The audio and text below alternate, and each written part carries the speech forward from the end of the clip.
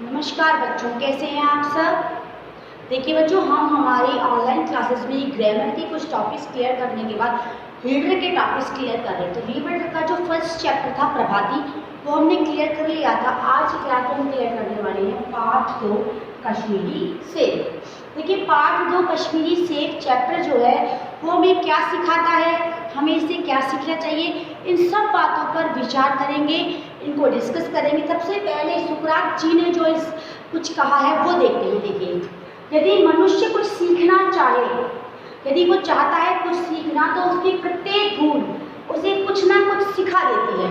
यानी जो हम गलतियां करते हैं, यदि उन गलतियों से मनुष्य सीखना चाहे तो दोबारा उन गलतियों को करने की और दूसरी गलतियों को ना करने की प्रेरणा मिलती है इंसान को। क्योंकि हर इंसान की गलतियां उसे हमेशा कोई ना कोई सबक देती हैं, और सबक से इंसान क्या करता है, सीखता है। और यदि वो इस सबक से सीख लेता है दैट्स बेटर, और नहीं सीख पाता तो फिर वो वापस वही गलतियां करता है और वापस वही नुकसान झेलता है। तो इंसान को अपनी प्रत्येक भूल से कुछ ना कुछ सीखना चाहिए ताकि वो उन भूलों को दोबारा दोहराए ना। ठीक है, कहते हैं ना, असफलता केवल यह सिद्ध करती है कि सफलता का प्रयत्न पूरे मन से नहीं हुआ है। अर्थात यदि आप किसी काम में असफल हुए हैं तो असफल होने का एक मेन मुद्दा ये है कि आपने सफल होने का जो प्रयत्न था वो पूरे मन से नहीं किया था, पूरी शिद्दत से नहीं किया था, पूरे जोश से नहीं किया था। जब तक आप उस काम को करने में पूरी शिद्दत, पूरा जोश नहीं लगाएंगे, तब तक आप सफल नहीं होंगे। अर्थात आपकी सफलता में जो कमी है वो है आपकी असफलता का कारण। समझ आया। तो इसके वर्णिंग्स देखते हैं बच्चों। चौक का अर्थ होता है चौराहा, यानी जहाँ पर जैसे ये है, ये जहाँ चार रास्ते जाते हैं तो ये जो जगह है इसे कहते हैं हम चौक या चौराहा। जहाँ से व्यक्ति यहाँ भी जाएगा, यहाँ भी जाएगा, यहाँ भी जाएगा, यानी 1 2 3 4 चार रास्तों का जो समूह है ना, ये बीच का, ये होता है चौराहा। कई बार ऐसा रास्ता भी होता है आपके पास, तो ये जो जगह है ना इसे कहते हैं हम तिराहा। और दुराहा तो होता ही हर जगह है, क्योंकि एक ही रास्ता होता है इधर जाने का उधर जाने का। लेकिन जब तीन तरफ जा रहा हो एक व्यक्ति, किसी रास्ते से तिराया, और 4 तरफ जा रहा हो तो चौराहा। मेवा फरोश वो होते हैं जो फल और मेवा बेचते हैं। जैसे दुकान वाले जिनकी दुकान पर फल और मेवा मिलती है वो मेवा फरोश लोग होते हैं। शिक्षित समाज, पढ़े लिखे लोग। प्रवृत्ति का अर्थ होता है आदत, हमारी आदत कैसी है, हमारी हैबिट कैसी है। निगोरी का अर्थ होता है नीम का फल। लंगड़ा, दशहरी और अल्फांसो, ये क्या है, आम के प्रकार। अब गर्मियाँ आ रही हैं तो ये आम के प्रकार आपको देखने को मिलेंगे। लंगड़ा आम, दशहरी आम, अल्फांसो आम, ये क्या है, आम के प्रकार, मैंगो। कायदा मतलब होता है नियम, किस चीज़ से क्या क्या रूल्स हैं। चारित्रिक पतन, चारित्रिक पतन का मतलब होता है चरित्र का पतन, लोगों का चरित्र कितना नीचे गिर रहा है, ये पढ़ेंगे हम इस चैप्टर में। धोखेबाजी अर्थात धोखा देना। क्षमा का अर्थ होता है माफी। योग्य का अर्थ होता है बच्चों लायक। चौकस का अर्थ होता है जागरूक। कचहरी का अदालत, कोर्ट। म्यूनिसिपैलिटी का अर्थ होता है नगर पालिका या नगर निगम। दुर्गति का अर्थ होता है बहुत बुरा हाल। हानि अर्थात नुकसान। साख अर्थात होता है इज्जत, साख यानी इज्जत। प्रसन्न चित्त का अर्थ होता है खुशी मन से। किसी काम को हम बड़े खुश मन से करते हैं, किसी काम को हम बड़े दुखी मन से करते हैं, तो ये सब क्या होता है, प्रसन्न चित्त अर्थात खुशी मन से। अब चलिए स्टार्ट करते हैं क्लास हमारी चैप्टर 2 कश्मीरी सेब। बाजार से कुछ भी खरीदते समय सतर्क रहना बेहद ज़रूरी होता है। सतर्कता जरूरी है हर जगह। सतर्कता क्यों, यदि हम जागरूक नहीं रहेंगे तो हम बार बार क्या करेंगे, गलतियां करेंगे और हमें हानि मिलेगी। हमारी असावधानी सामने वाले को धोखा देने के लिए प्रेरित करती है। जब हम असावधान होते हैं तो सामने वाला समझ जाता है कि ये व्यक्ति इतना जागरूक नहीं है, तो वो हमें खराब चीज़ों को भी बड़ा चढ़ाकर बताकर हमें धोखा दे सकता है। यदि हम जागो वाली जागरूकता को अपनाएंगे तो सामने वाले को बेईमानी का अवसर नहीं मिलेगा। हम भी अच्छी गुणवत्ता वाली वस्तुएं खरीद सकेंगे। यदि हम अपनी जागरूकता को जगाएंगे, यदि हम सचेत रहेंगे सामान खरीदते वक्त, तो एक तो सामने वाले को मौका नहीं मिलेगा हमें बेवकूफ़ बनाने का। दूसरी बात, हम अच्छा और जितनी कीमत हमने अदा की है उस कीमत के लायक का सामान खरीद पाएंगे। तो ये चैप्टर स्टार्ट करते हैं।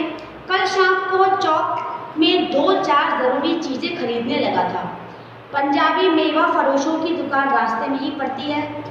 एक दुकान पर बहुत अच्छे रंगदार गुलाबी सेब सजे हुए नजर आए। दिल ललचा उठा। आजकल शिक्षित समाज में विटामिन और प्रोटीन के शब्दों पर विचार करने की प्रवृत्ति हो गई है। किस पर विचार करने की प्रवृत्ति हो गई है? विटामिन और प्रोटीन पर। टमाटर को पहले कोई मुफ्त में भी नहीं पूछता था, अब टमाटर भोजन का आवश्यक अंग बन गया है। बिना टमाटर की कोई सब्जी नहीं बनती है। गाजर भी तो पहले गरीबों के पेट भरने की चीज़ थी, अमीर लोग तो उसका हलवा ही खाते थे। मगर अब पता चला गाजर में बहुत विटामिन है, इसलिए गाजर को भी मेजों पर स्थान मिलने लगा। गाजर भी मेज पर रखी जाती है। गाजर, टमाटर, प्याज, ककड़ी, सलाद बनाते हैं अमीर लोग। तो और सेब के विषय में तो कहा क्या जाए, एक सेब रोज खाइए और डॉक्टर की जरूरत नहीं होगी। आप कहते हैं ना अपन ये बात, डॉक्टर से बचने के लिए हम निगोरी तक खाने को तैयार हो सकते हैं। डॉक्टर के पास जाना नहीं चाहते, चाहे हमको नीम का फल खाना पड़े। सेब तो रस और स्वाद से अगर आम से बढ़कर नहीं है तो घटकर भी नहीं है। यानी सबसे बढ़कर क्या होता है? फलों का राजा कौन है? आम। लेकिन सेब कम भी नहीं है आम से। हाँ, बनारस के लंगड़े, लखनऊ के दशहरी और बम्बई के अल्फांसो की बात दूसरी है। अब बनारस के लंगड़े आम होंगे तो सेब फीका पड़ जाएगा, ठीक है ना। उसका लखनऊ के दशहरी और बम्बई के अल्फांसो, उनकी टक्कर का फल दूसरे संसार में कोई नहीं है, दूसरा फल। मगर उनमें विटामिन या प्रोटीन है या नहीं है, तो काफ़ी है या नहीं, इन विषय पर अभी भी किसी पश्चिमी डॉक्टर की रिसर्च देखने में नहीं आई है। रिसर्च पेपर आउट होगा तो पता चलेगा हमें कि हाँ इस फल में इतना प्रोटीन है, इतना विटामिन है, इतनी हमारे लिए इतना फायदे करता है, इतना नुकसान करता है। वो सब कब होगा? तब रिसर्च होगी उसके बाद। सेब में यह विशेषता मिल चुकी है, अब केवल स्वाद की चीज़ नहीं, उसमें गुण भी हैं। हमने दुकानदार से मोल भाव किया, आधा सेर सेब लिया, आधा यानी आधा किलो से। दुकानदार ने कहा, बाबूजी आप बड़े मज़ेदार सेब आए हैं, खास कश्मीर के हैं, आप ले जाएं, खाकर तबीयत खुश हो जाएगी। कश्मीर के यानी कश्मीरी सेब। मैंने रुमाल निकाल कर उसे देते हुए कहा, चुन चुन कर रखना, यानी मैंने रुमाल निकाल कर दे दिया और उसको बड़ा चुन चुन कर रखना, मतलब वो समझ गया कि यह इंसान आलसी है, ये अपने आप रखेगा, नहीं तो जो मर्जी हो रख दो। वरना हम कोई चीज़ें एक बार देखते हैं ना, उसको उठाकर, मतलब समझदारी वाली बात। दुकानदार ने तराजू उठाई और अपने नौकर से बोला, आधा सेर कश्मीरी सेब निकाल दो, चुनकर लाना। नौकर 4 सेब लाया। दुकानदार ने तौले लिफाफे में उन्हें रखा, रुमाल में बांधकर मुझे दे दिया। उन्हें 4 आने उसके हाथ में रखे, घर आकर लिफाफा जो का त्यों रख दिया। रात को सेब या कोई दूसरा फल खाने का कोई कायदा नहीं है, क्योंकि कहा जाता है कि फ्रूट सुबह सुबह खाने चाहिए। फल खाने का समय तो प्रातःकाल ही होता है। आज सुबह मुंह हाथ धोकर जो नाश्ता करने के लिए एक सेब निकाला तो सड़ा हुआ था। 1 रुपये के आकार का छिलका गल गया था उसका। समझा रात को दुकानदार ने देखा नहीं होगा, दूसरा निकाला, मगर वह भी आधा सड़ा हुआ था। अब संदेह हुआ, दुकानदार ने धोखा तो नहीं दिया, अब जाकर लग रहा है कल का सेब अब देखा है, मगर वह भी आधा सड़ा हुआ। अब देखिए तीसरा सेब निकाला तो सड़ा नहीं था, मगर एक तरफ दबकर बिल्कुल पिचक गया।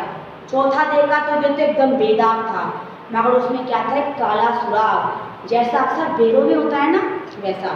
काटा तो भीतर वैसे ही धब्बे दिखाई दिए, सड़े हुए बेर में होते हैं। एक सेब भी खाने लायक नहीं था।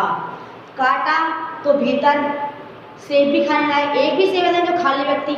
4 आने पैसों का इतना गम हुआ जितना समाज में इस साहित्यिक पतन का है। दुकानदार ने जानबूझकर मेरे साथ धोखेबाजी का व्यवहार किया। क्यों किया? क्योंकि मैंने खुद उसे इस बात के लिए इनवाइट किया था। भाई मैंने अपना रुमाल दिया और बोला कि तुम दे दो, तो वो तो देगा ही खराब चीज़, वो अच्छी चीज़ क्यों देगा? तो मैं अगर एक सड़ा हुआ सेब होता तो मैं उसे क्षमा के योग्य समझता कि उसकी निगाह नहीं पड़ी होगी, मगर यहाँ तो चारों के चारों सेब खराब। यह तो साफ धोखा है, मगर इस धोखे में मेरा भी सहयोग था। मैंने उसके रुमाल में हाथ रख देना, उसके हाथ में रुमाल रख देना, यह इस बात का परिचय था कि मैं उसे धोखा देने के लिए प्रेरित कर रहा हूँ।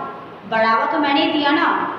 उसने भाप लिया कि महाशय अपनी आंखों से काम लेने वाले जीव नहीं है। अगर इतने ही चौकस होते हैं तो घर से लौटा नहीं आए, और इतने ज़्यादा एक्टिव भी नहीं है कि घर जाकर सेब खराब देकर वापस आ जाएंगे, नहीं आएंगे। आदमी बेईमानी तभी करता है जब उसे अवसर मिलता है।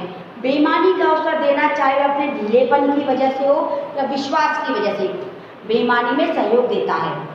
पढ़े लिखे बाबू और कर्मचारियों पर अब तो विश्वास कोई नहीं करता। किसी थाने, कचहरी या म्यूनसिपलिटी में चले जाइए, आपकी ऐसी दुर्गति होगी कि आपसे बड़ी हानि उठाकर गुजर ली जाएंगे। व्यापारियों की साख अब तक बनी हुई थी, यूँ तोल में चाहे छटान आष्टान कम कर लें, लेकिन आप उन्हें 5 की जगह भूल से 10 रुपये का नोट दे आते तो जरूरत नहीं है, आपके रुपये सुरक्षित हैं, आपको पैसे वापस से मिल जाते हैं। जो अच्छे लोग हैं साख उनकी होती है, इज्जत उनकी होती है। देखिए मुझे याद है एक बार मैंने मुहर्रम के मेले में एक खोमचे वाले से पैसे की रेवड़ियाँ ली थी और पैसे की जगह उसे अठन्नी दे आया था। घर आकर जब भूल महसूस हुई तो खोमचे वाले के पास दौड़ गया। आशा नहीं थी अठन्नी लौटाएगा, लेकिन उसने बड़े प्रसन्नचित भाव से, बड़े खुशी भाव से अठन्नी लौटा दी तो उल्टे मुझसे क्षमा मांगी। यहाँ कश्मीरी सेब के नाम पर सड़े हुए सेब बेचे जाते हैं। मुझे आशा है पाठक बाजार में जाकर मेरी तरह आंखें बंद न करेंगे, नहीं तो उन्हें भी कश्मीरी सेब ही मिलेंगे, यानी सड़े हुए सेब मिलेंगे। ये मुंशी प्रेमचंद की कहानी है, उन्होंने लिखी है। देखिए उनकी बारे में जानते हैं कुछ। कलम के सिपाही प्रेमचंद का जन्म 31 जुलाई 1880 को बनारस के निकट लम्ही गांव में हुआ था। इनका मूल नाम धनपत राय था। अब ध्यान रखिए कि मुंशी प्रेमचंद का मूल नाम क्या था, धनपत राय। बचपन में इन्हें नवाब राय भी कहा जाता था। 2 नाम थे, धनपत राय और नवाब राय। इन्होंने 300 से अधिक कहानियाँ लिखी। इनके प्रमुख उपन्यास हैं गबन, गोदान, निर्मला, रंगभूमि, कर्मभूमि और सेवा सदन। इनकी कहानियाँ हैं, देखिए ईदगाह जो आपने बहुत पहले पढ़ी है, हामिद वाली, नमक का दरोगा, पंच परमेश्वर, कफन, बड़े घर की बेटी आदि। प्रेमचंद की मृत्यु 8 अक्टूबर 1936 को हुई थी। 1880 में पैदा हुए थे और 1936 में इनकी मृत्यु हुई। ये चैप्टर बच्चों देखो आपको ये सिखाता है कि व्यक्ति को कभी भी आंखें बंद करके काम नहीं करना चाहिए, हमें हमेशा की तरह काम करना चाहिए। यदि हम जागरूक रहकर अपने काम को करेंगे तो कोई भी हमें धोखा नहीं दे पाएगा। तो आज की क्लास में बच्चों इस चैप्टर को पढ़ें, समझें, इतना ही। क्वेश्चन आंसर नेक्स्ट क्लास में डिस्कस करेंगे। आज की क्लास में इतना ही। Thank you and have a nice day.